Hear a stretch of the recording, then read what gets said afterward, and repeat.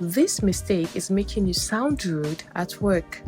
Stop using commands instead of polite requests.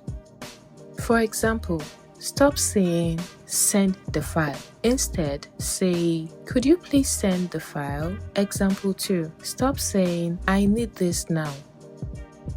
The more polite version is I would appreciate this as soon as possible. Always remember, politeness equals professionalism. Save this if you work with people, and don't forget to subscribe.